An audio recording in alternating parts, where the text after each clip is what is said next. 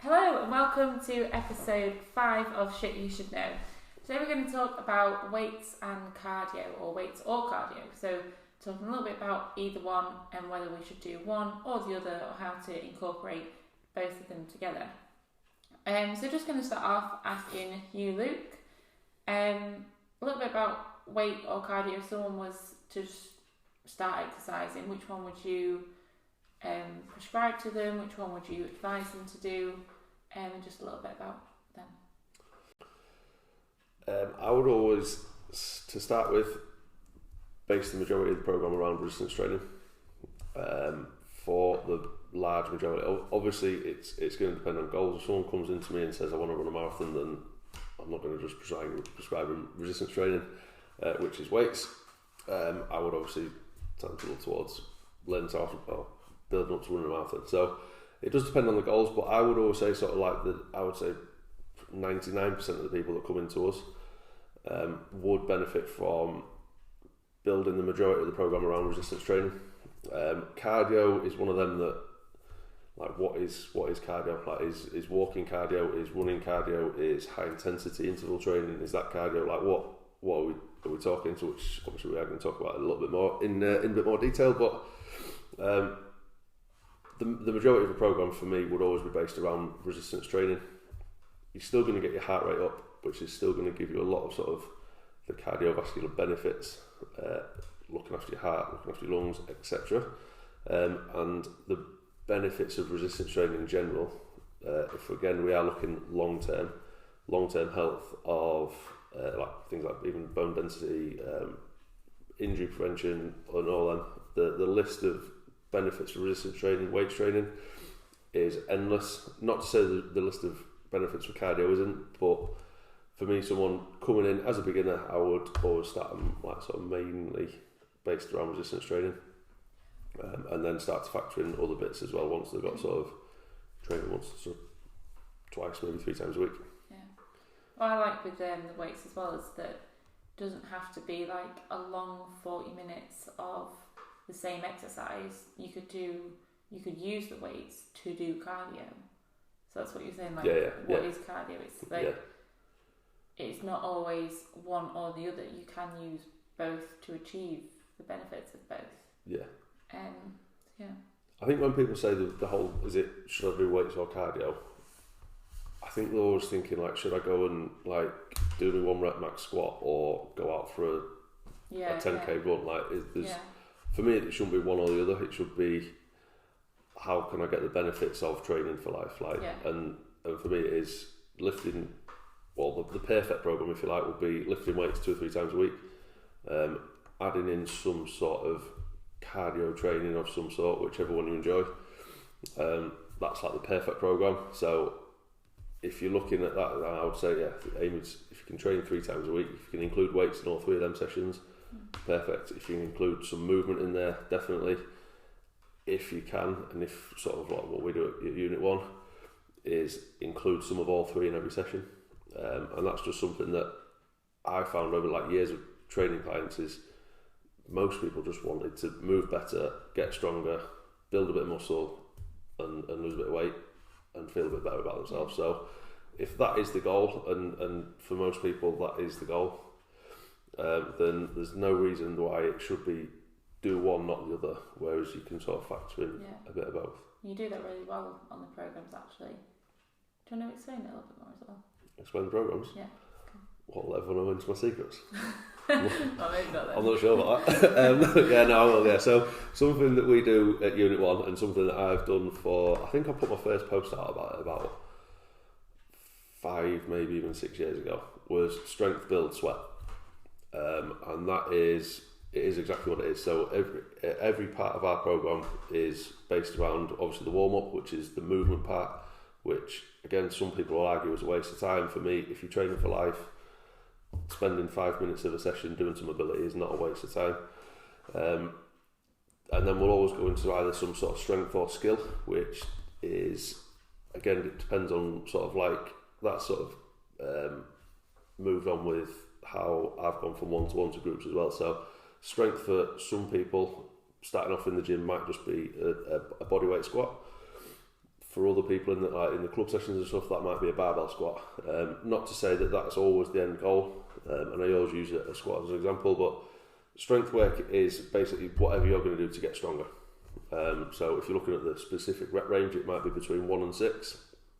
But again, it depends on sort of what the program is and what the main goal of the program is at the time. So we'd always start with some strength work. We'll always have what we call build, which is almost like the bodybuilder style stuff, which is going to be, it can be higher reps, it can be dumbbells, it can be barbells, it can be body weight, it can be a little bit of kettlebell work. But the idea of that is to be building some muscle in certain exercises. Some volume. Yeah. So that's always the progressive part as well. So obviously strength progresses over time.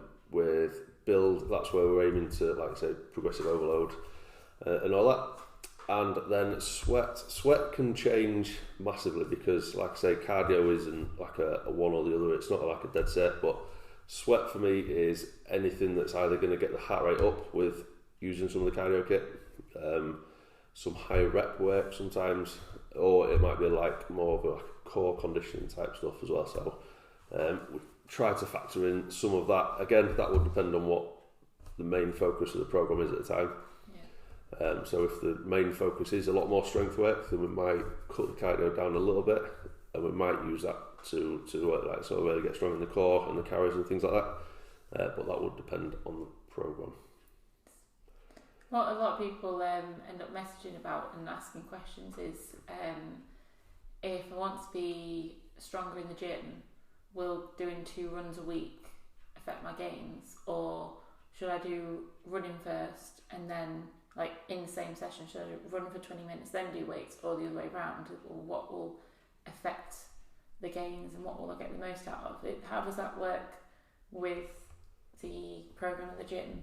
What are your thoughts on it? Again, it comes down to main goal. So if strength is the main goal, I would always prioritise the strength work and do the cardio after. Why? So drink. To be fair, it's been proven. So if you do go out and run a 5k, if you run a hard 5k and then you come in and you try to do strength work, then your body's going to be fatigued, your muscles are going to be fatigued. Yeah. So the chances of you improving on your strength are slimmer. Yeah. So if strength is the main goal, I would always prioritise that to start with. And then, but like obviously flip it the other way around. If you was going to go smash out a load of squats and then go for a run, the chances are your run's not going to be as strong as it would be at the start. So, it depends. It depends which one to improve. Yeah. If you've got the option to split them up into the two, then perfect. If not, I would always go strength first, run second.